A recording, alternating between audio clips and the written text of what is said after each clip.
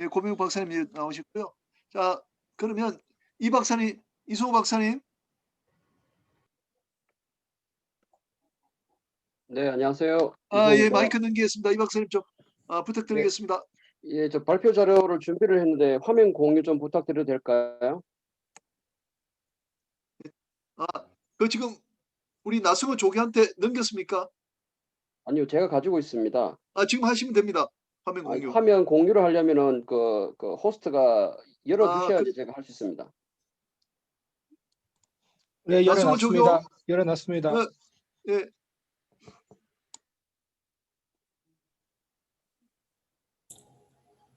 호스트가 열어놨어. 네.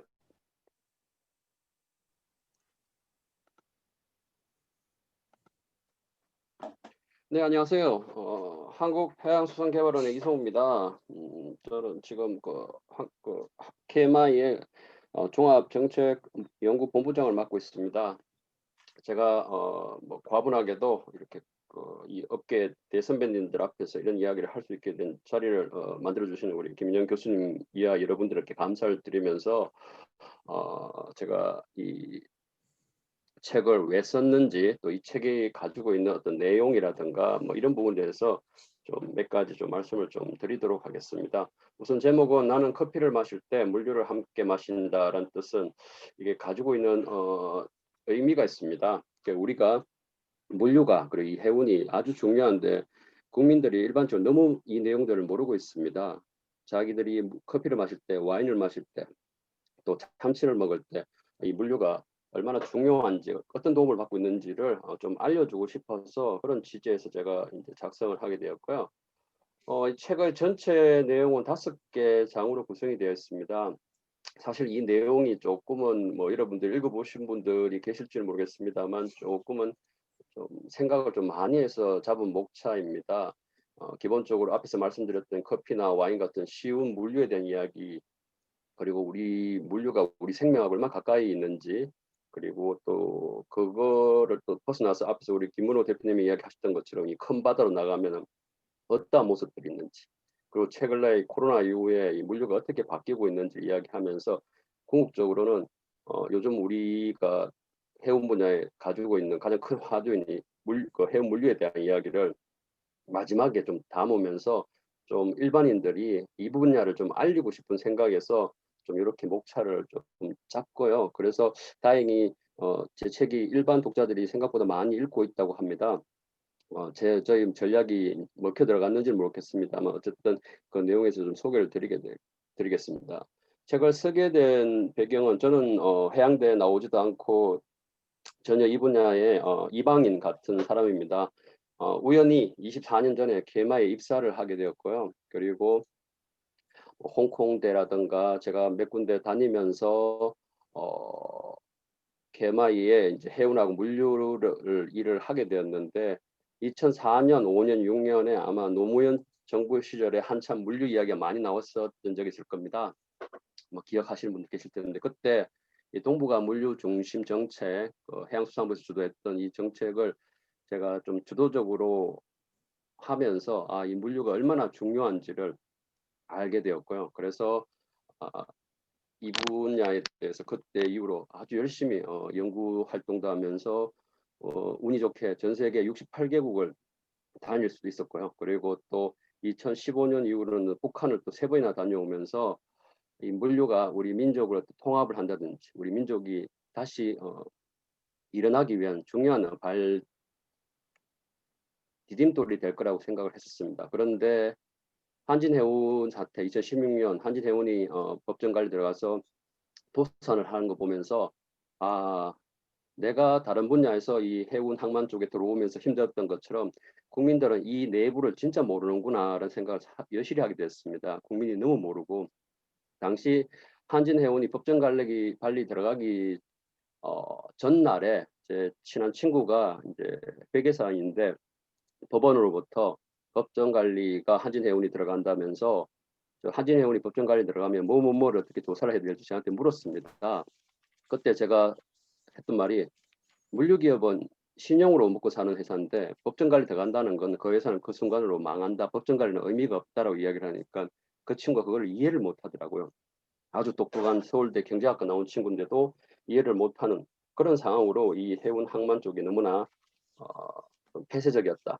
그리고 국민들이 모르고 있었다는 부분이 지금 현 상황에 우리 이 산업이 많이 힘들어하고 어쩔 수 없는 상황이 된 게 아닌가라는 생각을 많이 하게 됐습니다. 그때 이 책을 꼭 써야 되겠다는 생각을 하고 그때부터 아마 집필에 대한 준비를 했었습니다.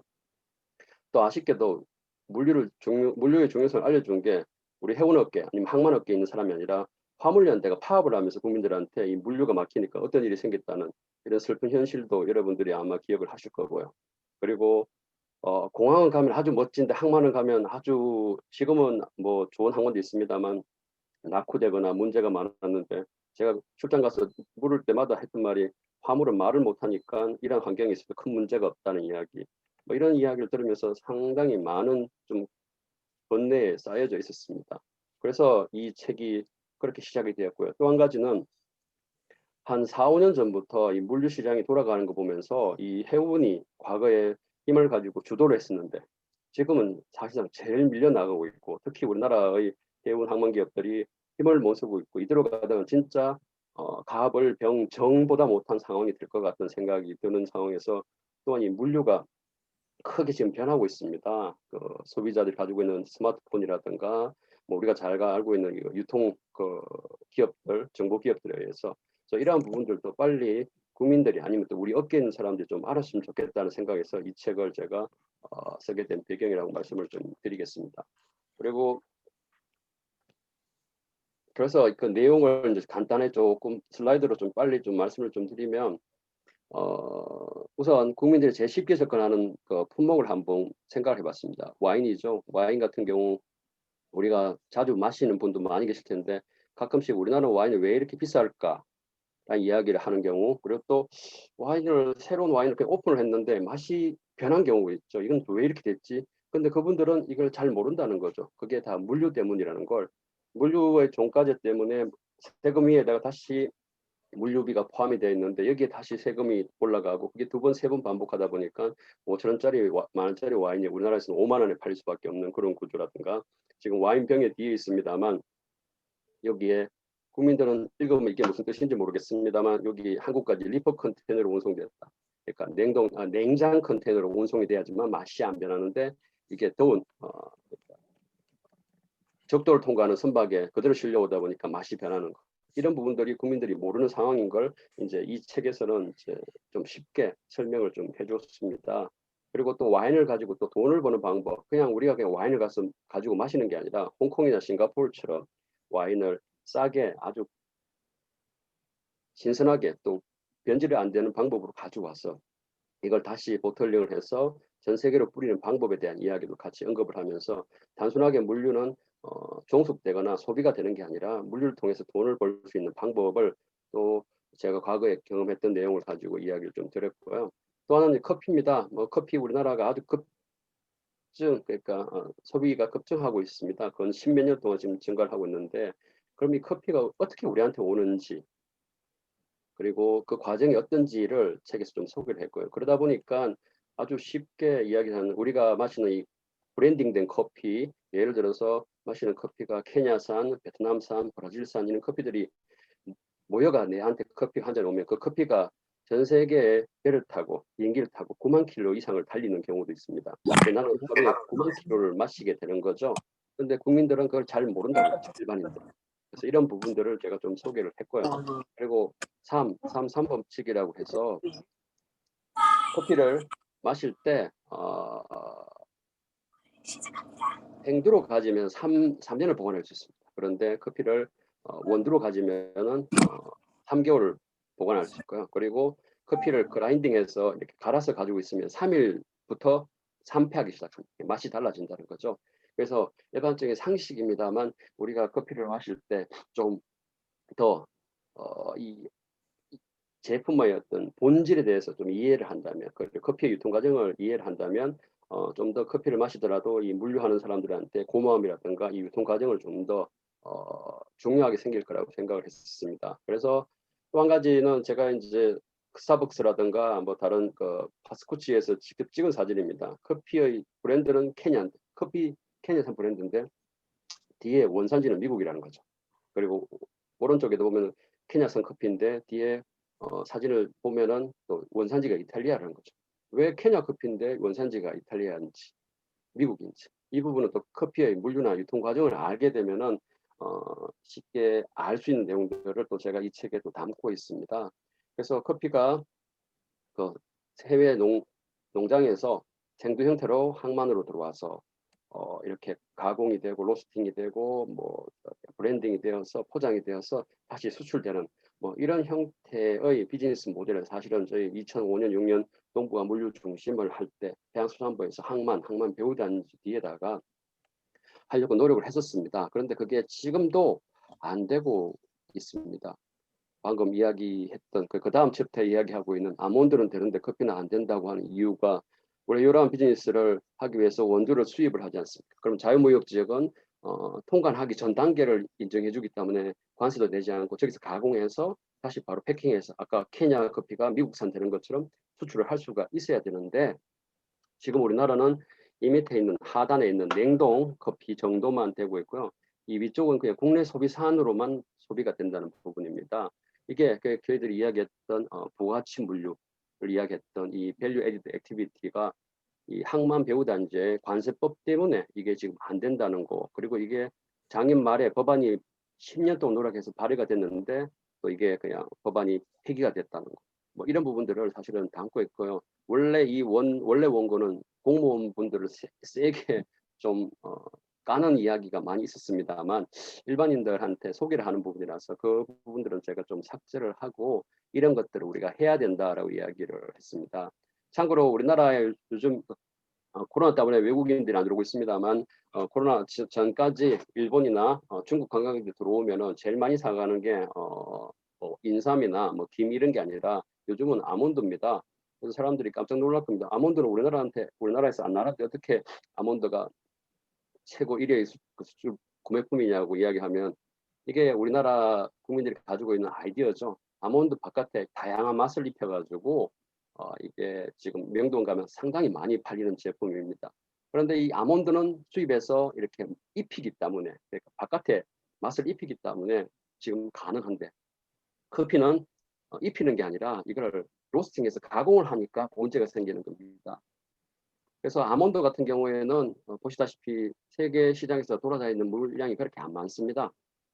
그런데 커피는 물량이 거의 10배 이상이 되고 있고요. 동북아에서는 10배가 아니라 거의 20, 30배 이상을 움직이고 있다는 거예요. 그 말은 훨씬 더 밸류나 물동량 창출이나 부가치 창출이 높다는데 그 이유가 이 자유무역지역 안에서 가공될 경우에 커피가 자연 보관만 해도 수분 때문에 10에서 20도가 부피가 줍니다. 이제 로스팅 할 경우에는 부피가 확 줄어가지고 이렇게 확 바뀐다는 거죠. 그 말은 뭐냐면 이 관세청에서 가지고 있는 손무율이라는 제도가 있습니다. 100kg을 수입했는데 나갈 때도 100kg이 나가야 된다는 거죠. 근데 50kg을 줄여버렸습니다. 로스팅 하다가. 그러면 이 50kg에 대해서도 세금을 부과를 합니다. 이렇게 되니까 기업들이 여기 들어와서 비즈니스 활동을 못하고 결국은 항만 배후단지에 활용해서 자유무역 활동을 못한다는 뭐 이런 부분들이 있고요. 그래서 이게 산업통상부라든가 항만공사 해수부에서는 많은 노력을 기울이고 있는데 관세청 그리고 또 농림부에서는 커피가 많이 들어오면 우리나라 녹차 산업이 제재를 받기 때문에 안 된다는 조금은 동떨어진 이야기로 지금 이러한 비즈니스 모델을 활용을 못하고 있다는 부분을 이 책에서 우회적으로 좀 다루었습니다. 그리고 네 번째는 이제 참치 이야기입니다. 참치가 왜 일본이 종주국일까요? 일본이 태평양 가까이 있어서 그럴까요? 그게 아니고 물류 때문이었다는 겁니다. 그럼 또 스시도 원래 일본 거였냐? 그것도 아니라는 거죠.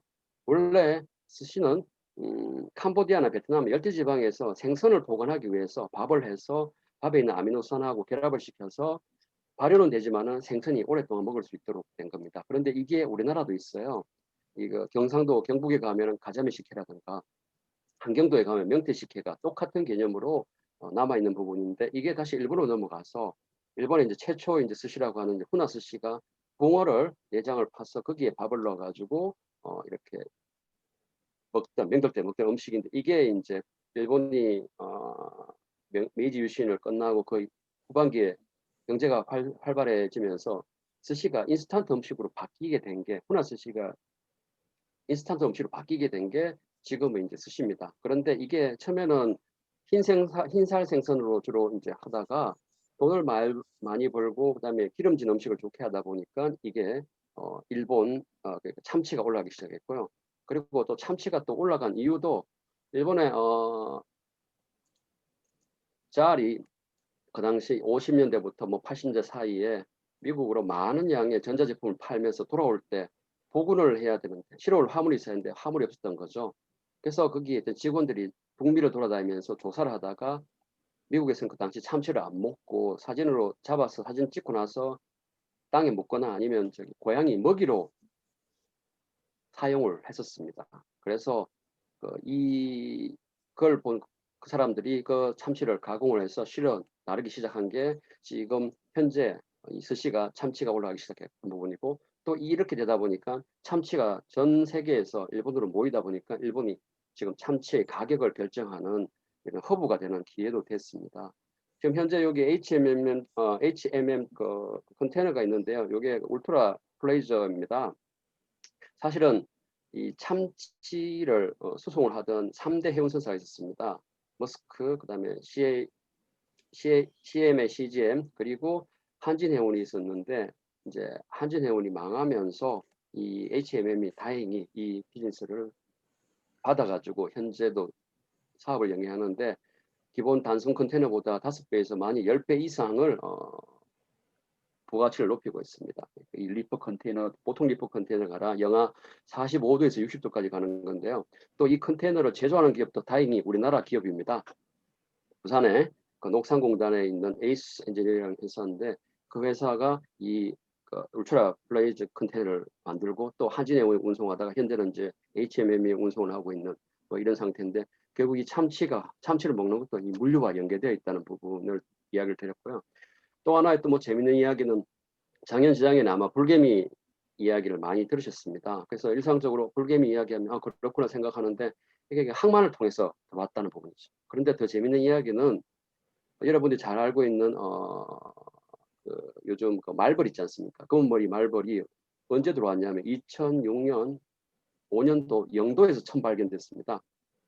부산 영도에서 발견됐다는 건 항만을 통해서 들어왔다는 거죠.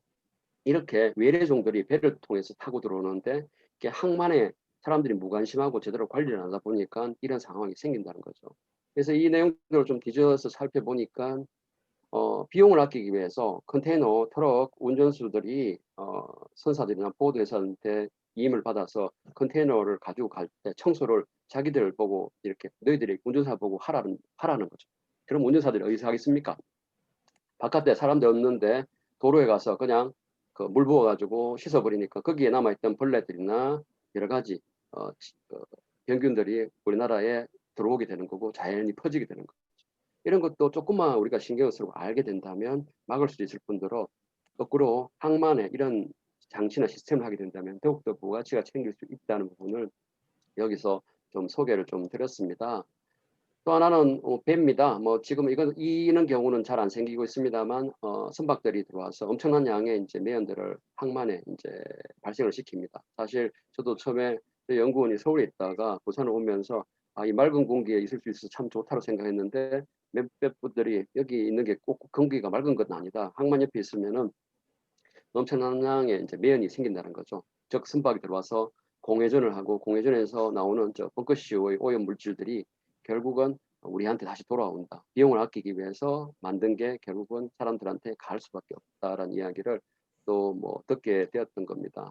그래서 이 부분들을 또 좀 다른 방법으로 좀 바꿀 수 없을까를 고민을 좀 해봤고요. 그게 사실은 2003년도에 주한진이 이제 그만두면서 인천에서부터 부산까지 오던 그 연안 컨테이너 선박이 멈췄습니다. 그러다 보니까 전부 다 대부분의 부산에서 오는 화물들이 내륙을 통해서 움직이게 되고 이게 결국은 배에서뿐만 아니라 더 많은 양들이 내륙의 트럭을 통해서 오염을 만드는데 이제 이게 연안을 통해서 ship to ship으로 갈 수 있지 않냐는 이야기를 조금 책에서 했었고요. 그 이유에 대해서 사실 우리나라가 트럭이 유망하고 철도가 안 되고 연안 해운이 안 되는 이유는 다 거리 때문입니다. 트럭은 보통 한 500km. 그리고 기차는 한 1,500에서 한 3,000km, 그리고 그 이상일 경우에는 해운이 경제적으로 유리하다는 게 여러 자료들이 지금 나와 있습니다. 그런데 이게 이제 환경 오염을 거꾸로 따져서 보면은 거꾸로 가는 거죠. 트럭이 가장 오염을 많이 발생시키고, 그 다음에 철도, 그 다음에 선박이 오염을 시키는 구조입니다. 그래서 유럽에서, 북유럽에서는 이제 모달 시프트라고 해서 계속 이거를 화물 운송 수단들을 지금 전환을 시키고 있는데, 지금 우리나라는 사실 그렇게 하지 않고 트럭에만 지금 함몰이 되어 있습니다. 아마 거리적으로 이렇게 좁은 국토라서 그 이유도 있겠습니다만, 근데 이런 것들이 점점점 이제 항만 쪽에 유리한 상황으로 지금 가고 있다는 이야기가 이 책에 좀 담겨 있고요. 이 내용은 뒤에 마지막에 한강을 이용하자는 이 이야기하고 연결이 됩니다. 또 하나는 뭐 제가 이야기하기 전에 벌써 이번 주 지난주에 뉴스로 계속 나왔습니다. 의약품이 온도 유지와 우리 생명에 직결되는데 이게 물류와 유통하고 물류에 바로 직결되어 있다는 거예요. 그런데 우리 독감 백신이 상온에 노출돼서 오염이 됐는데 언론에서 누구 하나 이게 물류 때문이라는 이야기를 하는 데를 거의 못 들었습니다. 이제 어제 그저께쯤 되니까 유통의 문제였다 뭐 이렇게 이야기를 하고 있는데, 지금 우리가 너무나 큰 물류 그리고 큰 노드만 이야기를 하다 보니까 정작 거기에 이용되는 상품에 대한 부분, 특히 우리 생명하고 직결되는 혈액이나 의약품에 대한 부분은 너무나 간과를 하고 있다는 거죠. 특히 의약품이나 이런 것들은 소리, 빛 이런 데도 민감해서 우리한테 직접 들어오는데도 불구하고 우리가 잘 모른다는 부분입니다. 그래서 현재 의약품 물류에 대한 이야기를 이 책에서 좀 다루었고요. 그래서 일사, 충격, 소음, 온도, 습도를 다 관리하는 것도 다 이게 물류가 하는 일이다. 그래서 물류인들이 얼마나 중요하냐는 데서 이야기를 제가 드렸습니다. 다음은 이제 좀 큰 곳으로 가서 이 바다 고속도로 이야기를 했습니다. 고속도로가 육상에 있는 게 아니라 바다에 있다는 이야기를 했고요. 그리고 경제성에 대해서도 제가 이야기를 드렸던 게 이게 24,000 TU 컨테이너가 요즘 발주가 돼서 지금 나오고 있습니다. 그런데 1000TU짜리 피드 선박이 24번 가야 되고 기차는 120번, 이것도 100량인 경우입니다. 근데 기차가 100량이 아니라 우리나라 기준으로 37량이나 50량이라 그러면은 240번이 움직여야 되는 거죠. 그만큼 배가 이 중요한 역할을 하고 경제적으로 규모의 경제를 실현할 수밖에 없다는 부분들을, 사실은 이 내용은 제가 국회의원들 설득할 때 주로 많이 활용했던 자료들입니다. 그리고 전 세계적으로 이렇게 많은 해협들과 운하들이 있습니다. 결국 이 해협과 운하가 경제적인 이유가 되고, 경제적인 이유에서 또 하나는 정치적인 힘을 가지는데 큰 역할을 하게 된다는 부분. 그래서 이 북극 항로가 새로 부상하고 있는데 여기에 대한 중요성도 같이 이야기를 했습니다. 그래서 지금 미국 트럼프 그리고 시진핑이 계속 싸움을 하면서 1대1로 내지는 이거 미국이 가지고 있는 뭐 다이아몬드 전략 역시 결국은 이 몰라카 해협을 통과하는 통과를 중국이 자유롭게 하지 못하기 위해서 중국이 계속 견제를 하고 있고 일본이 견제하고 있는, 이 남중해를 견제하고 있는 이유들이 대부분 바닷길을 막기 위한 부분이라는 것들을 이 책에서 소개를 하고 있습니다.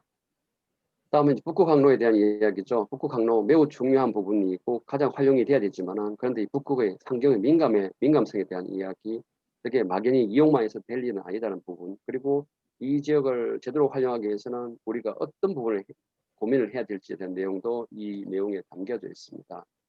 그래서 기본적으로 뭐 상식적인 이야기를 좀 드리면은 우리 부산에서 저기 노트럼까지 가는데 현재 기존에 가던 항로인 남방 항로를 갈 경우보다 이 북극 항로를 갈 경우에 대략 한 7,000km를 단축합니다. 날짜로 10일에서 12일까지 단축을 하셨으니까 아마도 열린다면 엄청난 이제 효과를 가지게 되고 우리 부산, 우리 나라의 항만들이 상당히 큰 역할을 할 수 있다는 이야기를 제가 좀 드렸습니다.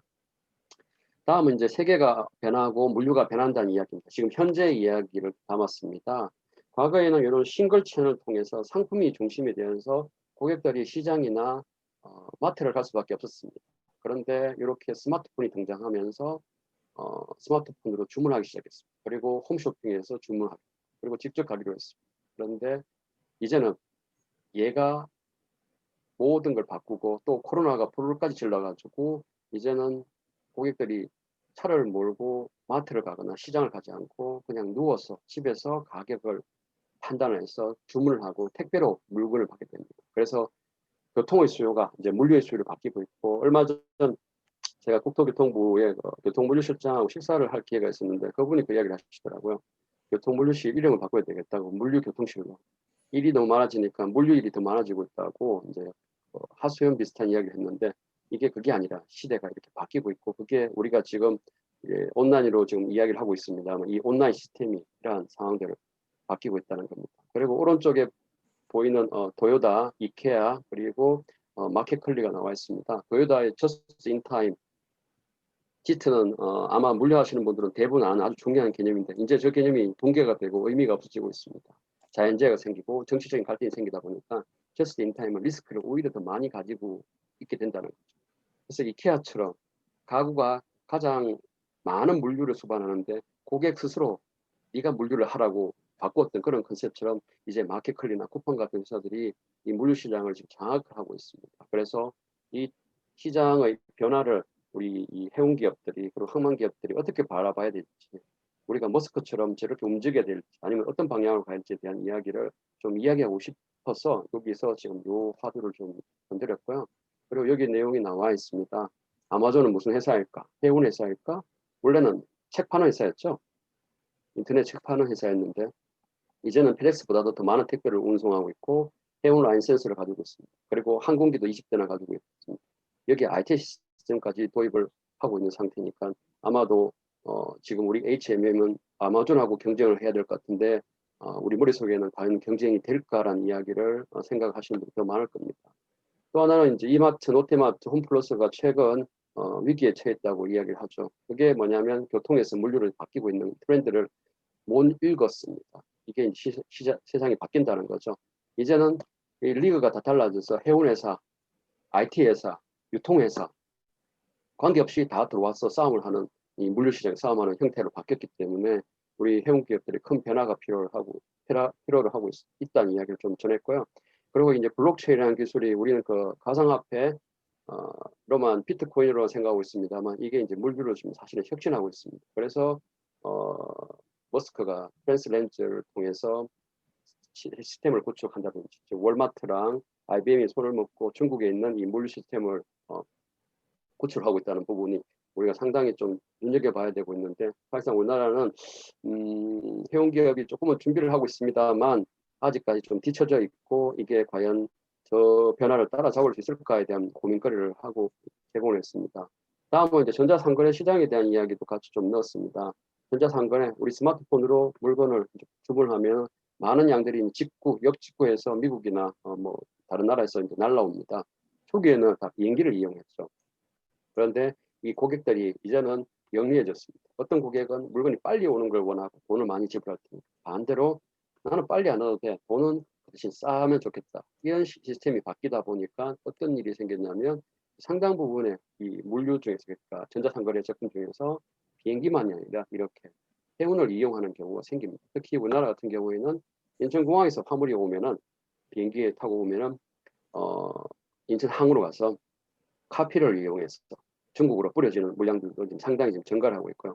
이것을 또 하나의 또 사례로 해서 부산 쪽에도 이러한 움직임을 좀 가지려고 하고 있는 내용도 있습니다. 그래서 이 전자상거래 시장이 계속 커지다 보니까 이 물류 체계에도 변화가 동시에 따라 이루어지고 있고 이게 뭐냐면 항만 뒤에 있는 항만 배후단지에 이런 풀필먼트 센터 같은 쿠팡의 풀필먼트 센터 같은 배송, 추적 모든 시스템이 관리되는 B2B가 아닌 B2C의 물류 창개가 들어와야 된다는 걸 좀 이야기를 했습니다.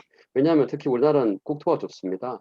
그렇기 때문에 인천, 뭐 평택, 뭐 광양, 부산, 뭐 울산, 포항 정도의 항만 배후단지에서 저러한 풀필먼트 센터가 있다면 바로 물량들이 고객들한테 바로 공급이 될 수 있다는 부분을 한번 더 여러분들 생각해야 될 것 같고요. 그다음에 박스가 가져온 물류의 빛과 그림자, 뭐 여러분들 잘 아는 우리 더 박스라는 책이 있을 겁니다. 그 책에 보면은 컨테이너가 전 세계를 어떻게 바꿨는지 이 글로벌리제이션을 어떻게 촉진했는지 내용이 나옵니다. 그런데 이게 이렇게 되다 보니까 오히려 자연재해나 정치 갈등이나 이런 부분에서 더욱더 취약해졌습니다. 왜냐하면 이렇게 길이가 길어지니까요.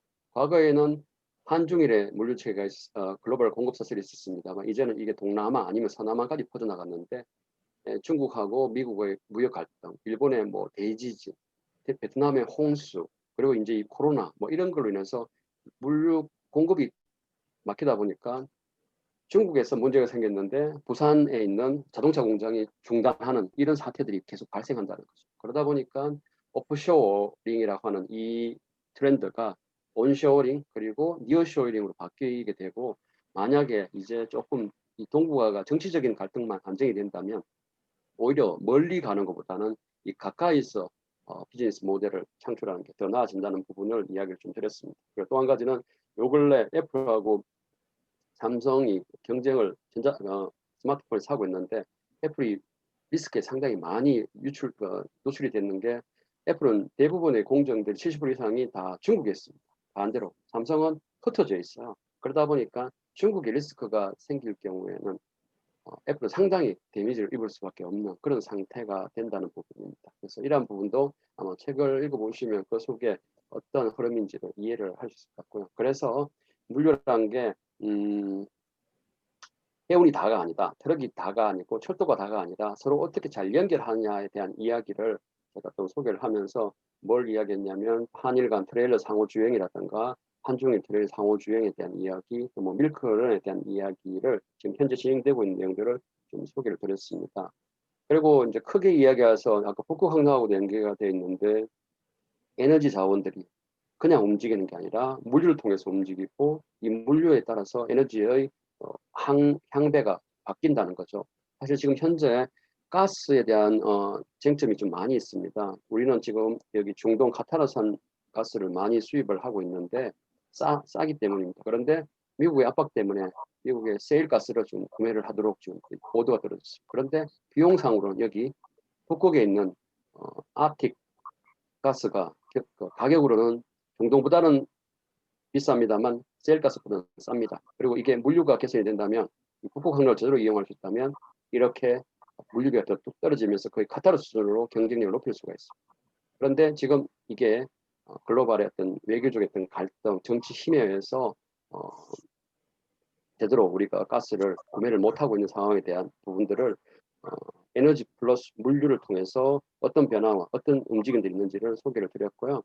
그리고 앞에서 말씀드린 내용입니다. 항만 도시가 맑고 깨끗하게 가기 위해서 컨테이너 선박 하나가 뭐 5천만 대분, 5만 대분을 트럭 오염량과 같다고 이야기를 하고 있는데, 이게 좀 더 개선이 돼야 된다는 이야기. 또 한 가지는 아까 연안 해운에 대한 이야기를 제가 드렸습니다. 자, 지금은 경제성이 없는데 만약에 이게 남북이 합의를 한다면, 여기 NLL이 합의를 한다면 이 강을 한강 서해안을 통해서 서울까지 화물이 들어올 수 있고, 여기서 물류를 집행을 해서 뿌릴 수 있다는 부분을 이야기 드렸고요. 그래서 과거에 1950년 6월 25일까지 여기 항만이 존재를 했었습니다. 그런데 전쟁이 일어나면서 6.25 동맹이 일어나면서 모든 걸 소각을 해버렸고요. 그리고 여기 있는 우리 마포, 서강, 뭐 양화, 노들, 그리고 여기 광흥창은 물류창고였습니다. 다 서울 자체가 항만의 역할을 하고 있었다는 부분들을 이야기를 하면서, 남북이 어느 정도 관계가 좋아지고 평화적인 타협을 하게 되면 한강을 통해서 우리나라 지금 한국의 물류 체계를 좀 친환경 수단으로, 아까 이야기했던 모달 시프트라고 말씀드렸던 것처럼 모두가 트럭이 아닌 해운과 분담을 해서 가야 되는 이야기를 같이 실었습니다. 그래서 만약에 물류가 이렇게 된다면 또 남북이 연결이 된다면 부산항을 중심으로 광양을 중심으로 이렇게 서안과 동안에 있는 항만과 연결이 될 수 있을 것 같고요. 특히 여기 인천항을 연결해서 한강을 통해서 새로운 물류 체계를 만드는 이야기를 좀 내용에 좀 담고 있습니다. 또한 이게 그렇게 되는 것뿐만 아니라 4차 산업 기술을 활용해서 항만이 중심이 되어서 또 해운이 중심이 되어서 한반도의 미래를 새로 좀 만들어 나가자는 내용도 같이 좀 포함을 하고 있습니다. 제가 계속 이야기를 하면 너무 길어질 것 같아서 이걸 좀 생략을 하겠는데, 현재 우리나라가 가지고 있는 어떤 법제도적인 그리고 노조나 기득권의 문제 부분들을 해결하기 위한 방안으로 이번 제안을 좀 드렸습니다. 또 한 가지는 이제 좀 이 철도나 다른 분야에 있는 분들이 좀 싫어할 만한 내용인데, 사실은 제가 은근슬쩍 우리 해운 분야의 중요성에 대해서 이야기를 하기 위해서 좀 이렇게 스토리를 만들어 봤는데요. 남북한 물류를 통합할 철도라고 해서 이번 정부가 들어와서 계속 철도 이야기만 합니다. 남북을 연결하기 위해서는 철도 이야기하는데, 철도는 중요합니다. 그리고 철도는 아주 필요한 부분입니다만 사실상 공공재입니다. 그래서 경제적인 측면에서는 사실상 좀 많이 떨어지죠. 그러면 우리 입장에서는 남남 갈등이라든가 이런 부분도 고려해서 어느 정도의 경제성에 기반한 이 물류 인프라를 생각을 해야 되는 상태고요. 두 번째는 철도를 계속 이야기를 하면서 부산항에서 화물이 올라오면 이렇게 서울을 통과해서 올라가는 이야기를 하는데 지금 실질적으로 여기 수도권에 있는 이 KTX 사람 실는 철도 말고 화물 실는 철도는 이미 포화가 되어 있습니다. 대부분 99%에서 100%가 차 있습니다. 결국은 새로 남쪽에 화물을 처리하기 위해서 철도를 깔지 않은 이상은 이 동해선을 빼고는 이용을 못한다는 부분을 제가 좀 드리고 싶은 말이었고요. 그래서 결국은 동해선을 타용해서 철도를 사용하는 방법, 아니면 인천항을 통해서 연결하는 방법, 아니면 부산을 통해서 나진이나 청주를 통해서 복합 물류로 가는 방법, 뭐 이런 이야기들을 좀 이 책에서 좀 다루면서 실질적으로 남북이 경제적으로 협력을 할 때 제대로 된 물류 체계를 좀 만들어 가고 철도에만 함몰되면 안 된다는 부분을 조금 더 강조를 했습니다. 자, 마지막입니다. 결국은 마지막 이야기를 하기 위해서 좀 긴 과정을 거쳐왔는데, 앞에 우리 김민호 대표님께서 과거에 우리 해운이 가져왔던 어떤 많은 역사와 또 부침에 대한 이야기를 해주셨는데, 그 역사의 굴레는 지금도 계속 반복되고 있습니다. 이 사진은 뭐냐면 2016년 9월, 10월에 한진해운이 이제 파산을 하고, 그러니까 12월인가 그 다음에 1월인가 네덜란드 노테르담 항만 뒤에서 버려진 한진 컨테이너를 보면서 찍어온 사진입니다. 그때 이 사진을 보면서 마음이 너무너무 아팠거든요. 이게 또 다시 10년, 20년 뒤에 또 반복이 될 수도 있다는 생각을 계속 했습니다. 그래서 제가 만약에 이 책을 쓸 때 처음부터 해운에 대한 이야기를 썼으면 아마 일반인들은 안 읽었을 거라고 생각을 합니다. 그래서 첫 번째 목적은 이 물류가 얼마나 중요하고 여러분들 생활 속에 이 물류가 얼마나 큰 자리매김을 하고 있는데 당신들이 지금 몰라서 그런 거다는 이야기를 하고 싶었던 거고요. 두 번째는 우리가 가지고 있는 이 해운이라는 산업이 얼마나 중요하고 우리 민족의 힘든 과정을 이끌어주는 산업인데, 이게 사양 산업이나 전통 산업이 아니라 계속 진화하고 같이 가야 할 산업이라는 이야기를 좀 해주고 싶어가지고 이 책을 이제 이 스토리를 이렇게 만들었습니다. 그래서 마지막에 이 사진은 이 책에 안 넣었습니다만 마지막 그 책을 읽어보면은 한진해운이 이제 좀 보선해 나가는 과정에 대한 이야기를 좀 담담하게, 그러니까 그 앞에 히스토리와 같이 연결을 했고요. 그리고 또 마지막 이야기하고 싶었던 내용은 해운에 있는 분들이, 항만에 있는 분들이 너무 갇혀서 우리끼리만 이렇게 이야기해봐야 계속 고립밖에 안 된다는 겁니다. 좀 더 넓게 폭넓게 생각해서 더 큰 물류를 보고 이야기를 좀 하고 좀 더 크게 국민을 보고 이야기를 해서 충분히 국민들이 쉽게 이 해운 산업이나 항만 산업을 이해를 좀 해서 과거에 4년 전에 한진해운이 당했던 것처럼 너무나 어처구니 없는 일이 안 당했으면 하는 생각에서 이 책을 적었다는 내용을 제가 마지막 마무리 말로 말씀을 드리면서 제 이야기를 줄이도록 하겠습니다. 네, 감사합니다. 예, 감사합니다. 이 박사님 강의 아주 참 좋았습니다. 이 박사님 강의 좋았고요. 네, 벌써 이제 9시가 돼서 제가 이 사회하는 사람 마음이 급한데, 그러면 우리 두 분 지정 토론자 말씀을 듣도록 하겠습니다. 먼저 우리 고병욱 박사님 해주시고 다음에 우리 김연빈 또 사장님 해주시겠습니다. 고 박사님 좀 부탁드리겠습니다. 네, 안녕하십니까. 목소리 들립니까? 예예. 네, 예, 안녕하십니까. 저 KMI의 고병욱 해운 정책연구실장입니다. 이성우 본부장님 저희 KMI 큰 선배님이시고요. 제가 또 이성우 본부장님 책에 대해서 이렇게 토론할 수 있게 돼서 이런 자리에서 너무 영광입니다. 감사합니다. 짧게 말씀드리도록 하겠습니다. 예, 그 이성우 본부장님 책을 제가 좀 직접 봤습니다. 예. 아까 그 설명 다 잘해주셨고요. 정말 그 생활물류, 식료품, 뭐 의약품, 지금 물류가 바꿔놓고 있는 중인 거, 그리고 미래에 바꿀 내용들이 굉장히 구체적인 물류 사례를 통해서 이제 설명이 돼 있습니다. 그래서 정말 이성 본부장님 좀 목표하셨던 우리 삶 속에 물류가 얼마나 중요한지가 굉장히 잘 설명되지 않았나 이렇게 생각이 듭니다. 그래서 아까 이승우 본부장님께서 그 해운에 대한 책, 물류에 대한 책이 그 일반인들 안 읽을 거라고 우려를 하셨는데 좀 이따 제 책을 보여드리겠지만 그건 저자에 따라서 좀 다른 것 같습니다. 이승우 본부장님 책은 일반인들이 굉장히 궁금해하고 이렇게 호기심 많은 주제를 다루고 있어서 정말 일반 국민들이 많이 책을 볼 것 같습니다. 그리고 또 사업이나 또 연구를 하시는 분들도 이게 전체적으로 아까 이성우 본부장님 미래까지 조망을 하고 계시기 때문에 굉장히 방향성을 가늠하는 데 좋은 나침반이 되리라고 기대가 듭니다. 그래서 제가 토론 이제 좀 제 전공이 경제학이라서요. 토론에 대해서 이제 한 말씀만 좀 드리고 싶은데 먼저 제 좀 PR도 좀 할 겸 화면 공유를 좀 하실 수 있도록 해주시겠습니까? 성우 조교 화면 공유 부탁합니다. 예, 된 것 같습니다. 보이시죠? 보이십니까? 예예. 예. 제가 이성우 본부장님 그 책을 다 읽고 난 뒤에 이게 저희 경제학이니까 이제 이게 좀 숫자로 좀 보여줄 수 있는 방법이 없을까라고 고민을 했습니다. 그래서 아주 심플하게 만들어 봤습니다. 그래서 우리가 기업 플랜트라고 해서 필요했고요. 이게 지금 한 100만 개 정도 이제 사업장이니까 공장이 100만 개 정도 있다 생각하고 소비자 가정이 물론 이제 그 좀 못 사는 나라들의 인구가 많긴 하지만 컨슈머에서 C가 한 10억 정도 가정 단위로 이렇게 있다고 했을 때 이승우 본부장님 내용 중에도 그 전자상거래 말씀이 나와가지고 사실상 디지털 금융이 되기 때문에 이 공장과 소비자 가정을 이어주는 계산하면 딱 1,000조 나오거든요. 그 1,000조의 가능성이 전자상거래는 디지털 기술로 이제 실현이 되는 거고요. 물류라고 이성우 본부장님이 설명해 주신 물류가 사실은 이 1,000조의 가능성을 기술적으로 열어 놓았기 때문에 지금 글로벌 경제가 굉장히 왕성하게 이제 돌아가고 있다라고 생각이 됩니다. 그래서 이성우 본부장님 책은 이 1,000조의 가능성 중에서 아주 디테일한 사례들에 집중을 해서 설명이 맛깔나게 잘 돼 있다라고 생각이 듭니다. 그래서 정말 책이 재밌었고 제가 토론을 한다 그러면 이 말씀을 꼭 드리고 싶었습니다.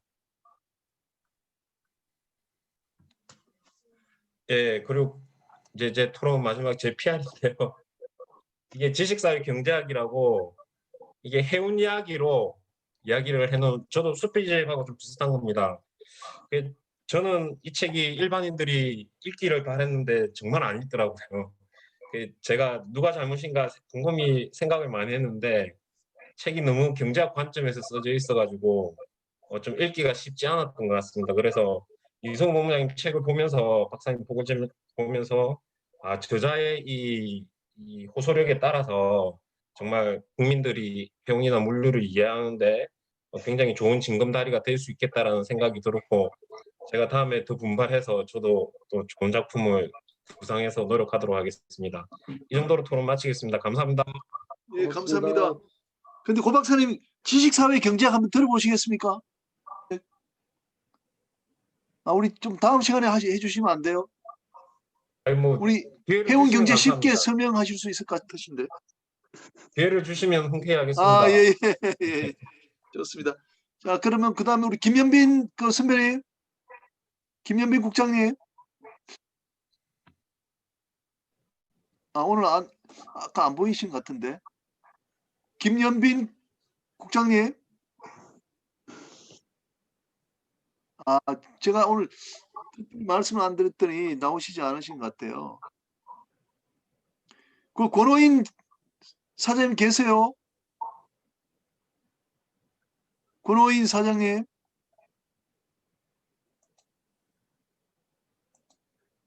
지금 이렇게 하겠습니다. 그러면요, 그 한 5분 정도 토론이 가능하니까 우리 그 질문 사항 있으신 분들은 좀 질문 좀 해주시기 바랍니다. 이승우 박사님에게 오늘 들으신 부분에 대한 질문 사항 있으시면 질문 좀 해주시기 바랍니다. 교수님, 저 방선영 변호사인데요. 방변호사님, 좋습니다. 말씀하세요. 질문이 하나 있는데요.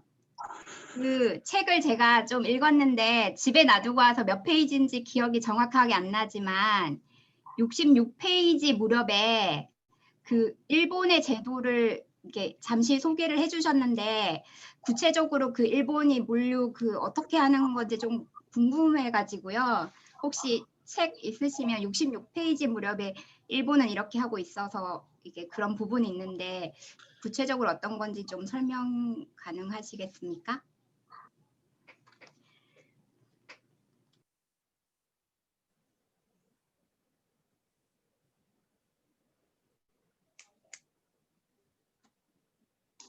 네네. 66페이지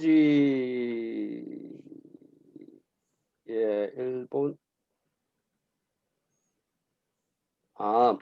그 물류 창고 만드는 이야기 하시는 거죠? 예, 맞습니다. 네, 그게 지금 우리나라도 이제 최근에 도입해서 지금 계속 논의를 하고 있는데요.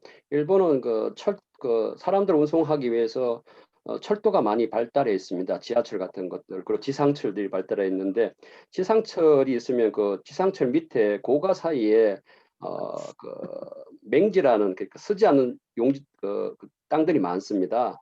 그 땅들을 활용을 해서 물류 창고라든가 첨단 시설로 활용을 하고 있어요. 그래서 지금 우리나라 같은 경우에는 특히 서울 같은 경우에는 물류센터나 물류창고가 들어오면 집값 떨어진다고 주민들이 못 들어오게 하고 민원을 제기해서 창고를 못 짓다 보니까 그게 전부 다 뭐 천안이나 아니면 우리 경부고속도로 옆에 보면은 물류창고도 있지 않습니까? 그 남쪽에서 물류가 이루어져서 다시 서울로 오고 가면서 오염도 시키고 그리고 또 교통체증도 발생을 하는데 일본은 그 철도라든가 아니면 이 뭐 맹지들이 있습니다. 거기를 정부에서 지자체에서 활용을 해가지고 건축적으로 건축법을 바꾼 거죠. 쓸 수 있도록 그렇게 만들어 놨습니다. 그래서 사진은 제가 많이 있는데 직접 찍은 사진이 아니라 받은 사진이라서 그래서 사실은 책에 못 실었어요. 마지막까지 있다가 빼냈던 부분입니다. 그래서 아마 한번 보시면은 저렇게도 활용할 수 있구나 하는데 요즘 우리나라도 저기 시범으로 CJ나 이런 쪽에서 고속도로 지하에 고가 다리 밑에다가 그런 물시설을 일부를 활용을 하는 경우가 지금 생기고 있습니다. 예, 감사합니다. 되셨죠? 예. 제가 박사님 질문 하나 드리면요. 아까 질문하시다가 설명하시다가 질문을 위해서 남겨두신 것 같은데 원래는 케냐에서 난 건데 이게 미국 커피로 둔갑했다 이렇게 말씀하셨지 않습니까? 네네. 그거 좀 설명 좀 해주십시오. 커피 같은 경우에 이게 원래 생두의 원산지가 그러니까 생두는 커피가 나올 때 그대로 이제 열매를 생두라고 합니다. 그리고 원두는 우리가 가공한 빈을 이야기하고요. 이렇게 로스팅한 거. 그런데 이 생두는 케냐에서 난 게 맞는데 이게 움직여 가지고 거기서 가공을 해서 원두로 바뀌게 되면 그 가공한 나라가 원산지가 됩니다. 그래서 예를 들어서 우리 지금 스타벅스 같은 경우에 전 세계 공장이 4곳이 있습니다. 3곳은 미국에 있고 한 곳은 네덜란드 암스테르담 항 뒤에 있는데 대부분 커피들을 뭐 케냐나 브라질이나 아니면 뭐 베트남 또 뭐 인도네시아 이런 데서 수입을 해서 미국으로 가져갑니다. 거기서 로스팅하고 브랜딩을 해서 섞습니다. 그리고 이제 하드 로스팅을 합니다. 왜냐하면 미국 그 스타벅스 같은 경우에는 미국에서 공장이기 때문에 멀리 보내야 되지 않습니까? 그래서 참고로 이야기를 좀 드리면 그런데 스타벅스 커피 좋아하시는 분들은 커피 맛을 제대로 모르신 분들이 대부분 스타벅스 커피를 좋아하신다라고 제가 단언을 하는 게 그게 신선도가 사라지고 하드 로스팅을 해버리거든요. 그리고 진공 포장을 해서 보내는데 그때 스타벅스의 커피들은 뒤에다가 모두 원산지가 미국으로 찍히게 됩니다. 그래서 그게 만약에 경우에 따라서 일본이라 찍히는 경우도 있습니다. 그거는 원두를 전 세계에서 가져와서 일본에서 가공해서 또 수출하게 되면은 그게 원산지가 일본이 되는데 문제는 우리나라가 원산지가 한국으로 찍히는 경우가 거의 없다는 거죠. 그게 이 항만 배후단지 자유무역 지역에서 가공을 하게 되면은 이게 단가가 맞아가지고 그렇게 될 수가 있는데 지금 법제도가 그게 안 돼서 그렇게 안 된다는 부분 그리고 커피는 그러니까 로스팅한 거기가 가공 원산지가 돼서 국적으로 바뀌는 겁니다. 예, 감사합니다. 그다음 우리 정청아 이사님 오랜만에 들으셨고 또 이 분야 전공이신데 한번 좋은 질문 부탁드리겠습니다.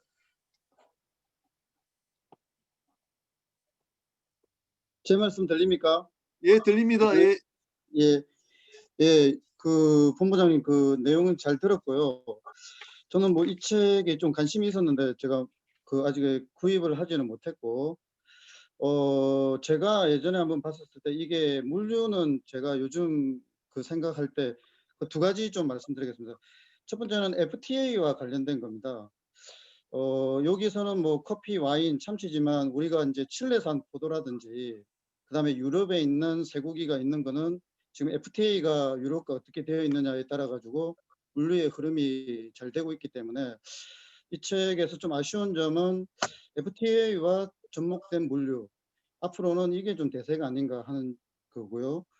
그다음에 두 번째는 지금 본부장님이시니까 저는 이제 중소 프레이트 포워더에 근무하고 있는 그 사람인데 앞으로 그 해외에 많이 나가셨다니까 중소 포워딩이 살아남을 수 있는 방법은 무엇인지 좀 그게 궁금합니다. 이상입니다.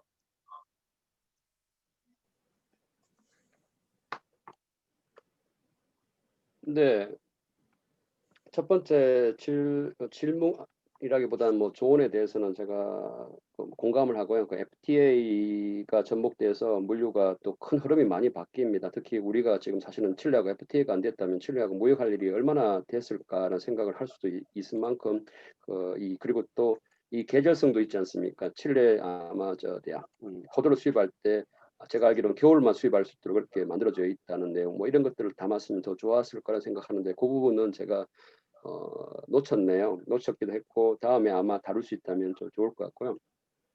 그다음에 중소 포워더들이 어떻게 생존을 할 것인가에 대한 이야기는 저도 큰 숙제입니다. 솔직히 답이 없습니다. 지금 이대로 가면 상당히 좀 리스크가 크지 않을까 싶은데 문제는 저는 이제 이 중소 포워더들끼리 어떤 연대라든가 그리고 플랫폼이라든가 뭐 이런 부분에 대한 고민이 좀 더 있어야 될 것 같고요. 그다음에는 지금 형태가 아니라 좀 IT라든가 좀 시스템의 변화를 좀 가지면서 틈새 시장을 좀 파고들어야 되는데 사실상 그것도 투자라든가 여러 가지가 따르기 때문에 저도 뭐 자신을 하지 못하겠습니다. 사실 저 개인적으로 이 책을 쓰는데 우리 그 국제물류협회 그 포워더 협회들이 모여 있는 거기서 저한테 도움을 제일 많이 줬고 저도 개인적으로 그쪽에 제일 애착을 가지고 있습니다만 늘 그런 이야기를 할 때마다 저도 답답함을 지금 토로를 지금 하고 있는데 그 부분은 저도 좀 더 고민을 하고 또 기회가 된다면 다음에 좋은 답이 있으면 말씀을 드리도록 하겠습니다.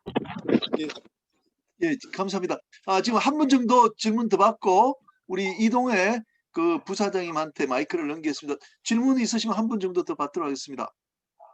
예, 저 삼성 SDS의 이종덕 부장이라고 합니다. 예, 이 부장님. 예.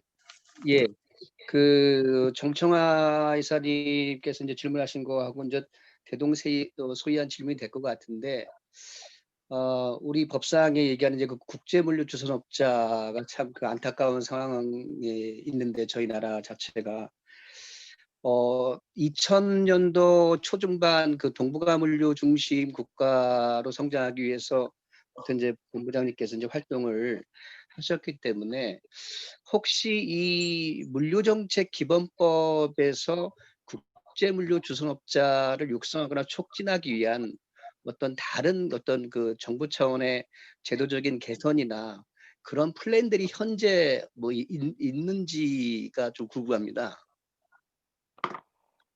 제가 뭐 정부 정책을 모두 대변하는 사람이 아니라서 전체적인 이야기는 좀 못 드리겠습니다만 지금 제4차 물류기본계획을 수립하고 있습니다.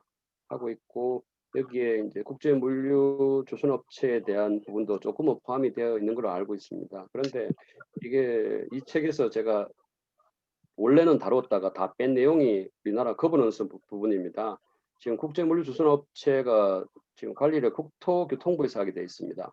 그런데 이분들이 업역의 그 비즈니스는 대부분 또 해양수산부가 하고 있는 해운항만 쪽에 일을 하고 있습니다. 이게 이렇게 분리가 되어 있다 보니까 약간 지금 국제물류조선업체가 서자 비슷한 형태로 지금 나와 있어요. 그렇다고 국제물류조선업체가 중에서 이렇게 힘이 센 그러니까 뭐 규모가 큰 기업이 있어서 좀 이렇게 여러 가지 주장을 할 수 있었으면 좋겠는데 그것도 그런 상황이 안 되다 보니까 지금 소외가 많이 지금 되어 있는 상태입니다. 그래서 제가 알기로는 국가물류정책기본계에서 항상 국제물류조선업체에 대한 내용은 담겨 있습니다만 아마 우리 기업이나 현장에서 요구하는 그런 어떤 확실한 지원이나 어떤 방향은 안 써 있다는 것. 그런데 그 주요 이유가 저는 지금 거버넌스 구조 때문이라고 좀 옛날부터 지금 그렇게 생각을 하고 있었고요. 그래서 이런 말씀을 좀 드리기엔 좀 그렇습니다만 차라리 국제물류조선업체를 위했더라면 차라리 2008년도에 이게 국토해양부 시절이 좀 더 나았지 않나 하는 생각도 가끔은 해보는 정도로 좀 이 거버넌스 문제가 좀 많이 좀 심각하거나 좀 안타까운 상황이라는 게 결국은 제가 드릴 수 있는 답입니다. 죄송합니다. 네, 감사합니다. 예, 이제 시간이 많이 지났기 때문에 오늘 이승우 박사님 좋은 발표는 이걸로 좀 마치는 게 좋을 것 같습니다. 그리고 네, 감사합니다. 질문 또 있으신가요 혹시? 네, 시간이 너무 좀 많이 지났어. 그렇게 하시고 우리가 책을 좀 사가지고 더 자세히 읽어보면은 큰 도움이 될 것 같습니다. 자, 그리고 이제 마지막으로 우리가 1회, 2회 그리고 특히 오늘 뭐 3회 좋은 또 북컨스트가 됐는데 이동해 그 부사장이 지금 선박금융에서 오랫동안 일하셨는데 그러면 뭐 관점을 가지시고 좀 말씀을 좀 부탁드리겠습니다. 예, 그 교수님 제 말씀 잘 제가 들립니다. 잠깐 잘 들리시죠? 예. 지난번 저는 먼저 소개를 드리면 저는 산업은행에서 선박 항공기 금융을 주로 하고 또 스트럭처드 파이낸스나 또 국제 여신 이런 쪽으로 여신 쪽을 주로 하다가 산업은행 마지막 해양 보직을 해양산업금융본부장으로서 부산에서 제가 근무한 바 있습니다. 그래서 이 금융에 있지만 뜻하지 않게 해양 관련해서 많은 이 인연도 맺게 되고 또 저희 주변에도 또 해양 관련 전문 인력과도 교류를 많이 하게 돼서 또 이 김 교수님하고도 이렇게 인연이 된 것 같습니다. 이렇게 발언 기회를 주셔서 감사하고요. 사실은 지난번에 1회, 2회 때 그 교수님 강의를 듣고 이 가외로 제가 금융 관련 코멘트를 제가 한번 드렸었어야 되는데 아쉬웠었다라고 했는데 이렇게 자유를 주신 것 같습니다. 지난번 그 김 교수님이 일본을 다녀오셔서 많이 우리 벤치마크할 내용이라든지 저희가 서로 상생하는 그런 모습들을 많이 소개를 해주셨어요. 그러면서 해운 산업의 선진화라는 화두를 던지셨는데 그 말씀 중에 제가 공감되는 것 중에 하나가 해운이 더 이상 특별한 산업이 아니다.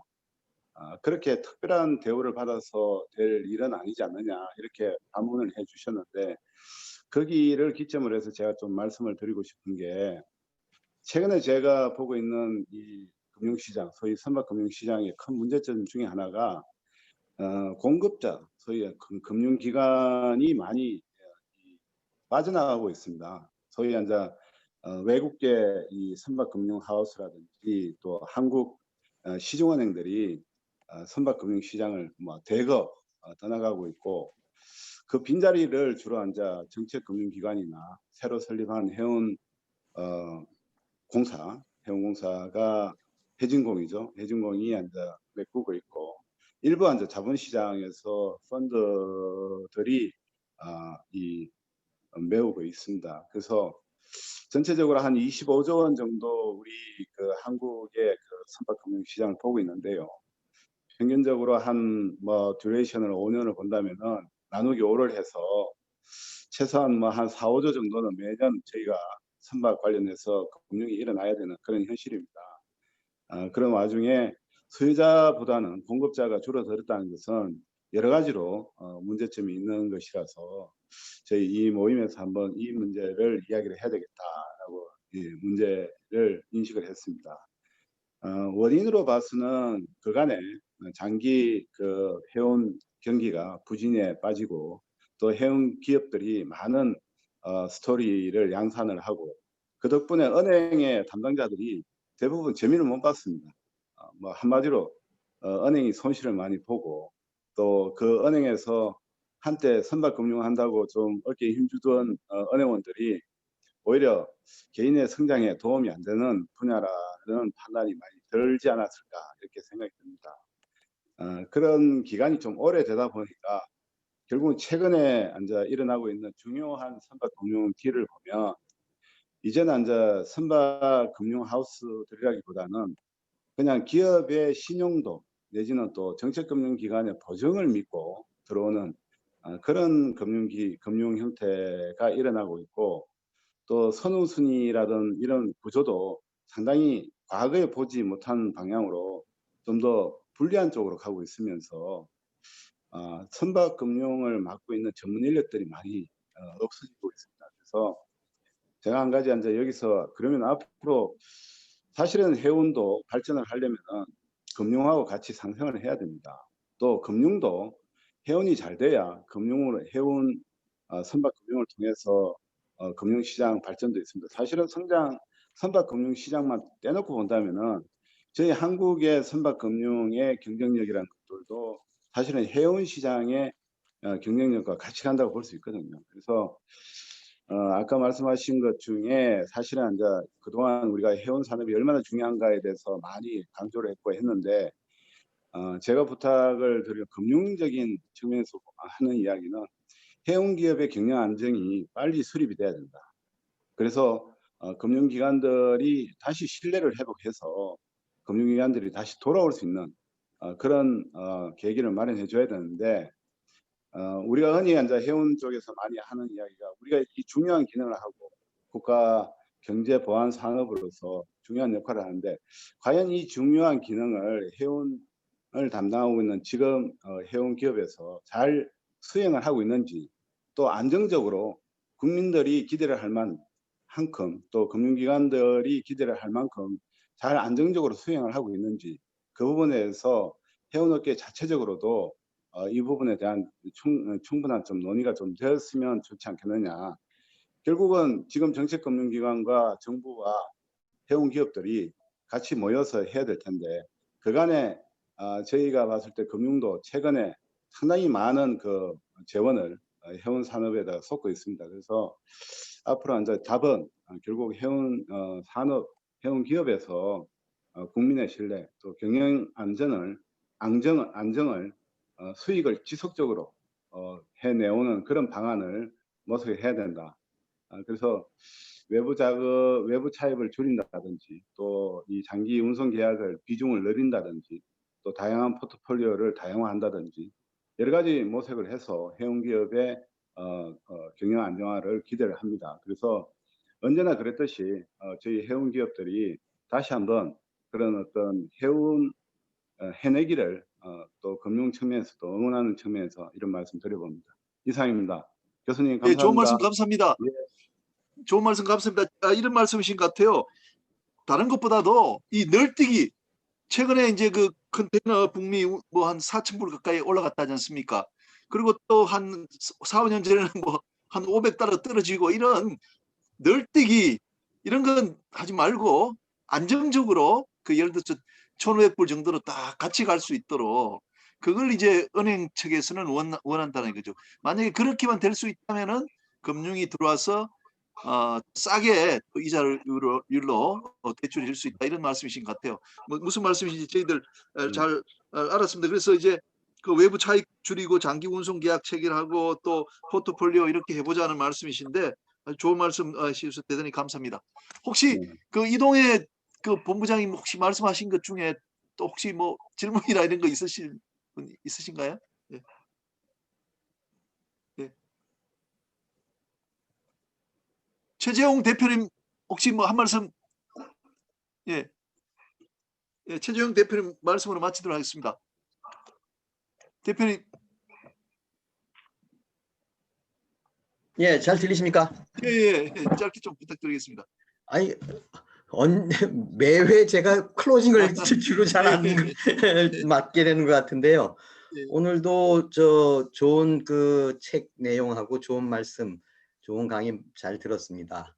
저도 이동해 부사장과 마찬가지로 이제 이 그 해운, 해양, 그다음에 선박 금융 이쪽에 대한 애착을 많이 가지고 있는 사람 중에 하나로서 그 이동해 부사장이 말씀하신 내용을 저도 전적으로 그렇게 공감하고 그런 점에서 저도 이 금융 인력 중에 그 선박 해양 금융 인력이 많이 줄어들어 있고 또 그 자체를 은행원들도 좀 외면하고 있는 것 같은 그런 모습이 참 안타깝다 하는 생각이 듭니다. 원래 이 선박금융이나 해운금융 이런 쪽은 분명히 지금 현재 일어나고 있는 모든 특수금융, 뭐 비행기라든가 프로젝트 파이낸스라든가 이런 쪽에 모든 특수금융에 모태가 되는 것이 바로 그 해양금융, 해운금융이었기 때문에 더 애착을 가질 수밖에 없고, 이거를 죽여서는 안 된다 하는 게 저도 절실하게 느끼고 있고요. 그런 점에서 저희 그 해운, 특히 해운 산업과 물류 산업 이런 부분이 이제 좀 더 발전적으로 성장해 나갈 수 있는 그런 틀, 그런 것이 만들어져야 된다고 생각하고, 그런 면에서 굉장히 이 산업에 속해 있는 모든 이해 당사자들이 조금 더 열린 마음과 조금 더 유연한 사고 방식으로 접근을 해 나갈 수 있도록 그런 어떤 틀이라 그럴까, 어떤 마당, 그런 것을 뭐 정부에서도 그렇고 우리 오피니언 리더들께서도 그렇고 같이 합심해서 만들어 줘야 되는 거 아닌가. 즉 뭐랄까, 아주 커다란 뭐 플랫폼이라 그럴까요? 그런 식으로 우리 해운 물류 산업을 좀 이렇게 다시 한번 재도약할 수 있는 그러한 어떤 계기를 만들어 나갈 수 있는 그런 것을 좀 저도 바랍니다. 이상입니다. 예. 예, 감사합니다. 제가 이제 클로징 하겠습니다. 오늘 두 번째 발표하신 이성우 박사님께서는 우리나라 물류산업, 해운 산업은 물류산업 안에 들어가는 걸로 이제 포함을 시키고, 이것을 이제 국민들에게 어떻게 잘 알릴까 하는 관점에서 이제 좋은 책을 쓰셨습니다. 아주 커피를 가지고 이제 물류를 마신다 이렇게 하니까 너무 좀 제목이 좋지 않습니까? 그래서 우리 이성우 박사님의 물류 산업에 대한 사랑, 그리고 이걸 이제 일반화시켜서 국민에게 알리려는 마음이 정말 따뜻하게 다가왔습니다. 그리고 이동의 부사장님께서도 우리가 선박 금융이 중요한데 해운 산업 안정화시키기 위해서는 이게 경영이 좀 안정적으로 가야 되겠다 이렇게 말씀하셨고, 최재홍 대표님도 이에 동의를 하셨습니다. 우리가 이런 큰 목표를 달성하기 위해서는 우리가 이제 정신이란 게 필요할 것 같습니다. 근데 어떤 정신으로 우리가 이제 어려움을 극복해야 될 건가는 우리 김문호 선장님께서 윌리밀리언 수필에 다 쓰신 내용입니다. 우리 김문호 선장님은 해운 엘리트 교육을 받았다는 책임감, 그리고 자신감, 그걸로 이제 일평생을 살아오셨고, 그걸 우리 후배들한테 수필이라는 그런 이제 장르 수단을 빌어서 웅변적으로 이제 말씀을 해주신 것 같습니다. 오늘 정말 좋은 발표와 토론이 있었습니다. 오늘 발표와 또 지정 토론을 해주신 분 너무너무 고맙습니다. 그리고 다음 시간에는 안충성 박사님, 너무너무 유명하신 분입니다. MIT 박사이신데 우리나라 현대중공업에서 이 해양 플랜터 아주 선구적인 역할을 하신 분이고, 현대그룹에서도 큰 역할을 하신 분입니다. 그리고 박종복 울산 IPA 사장님께서도 한국 해운에 대한 정말 애정을 갖고 좋은 글을 써주셨습니다. 그래서 여러분들 10월 17일 날 더 많은 분들이 나와서 열렬히 좀 응원해 주시기 바라고요. 그리고 또 한 가지 더 말씀드리고 싶은 것은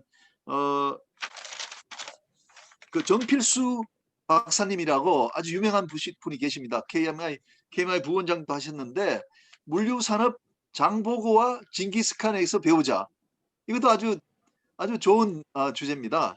그리고 홍성용 차관님께서도 해양 청약 발표해 주신다고 하셨습니다.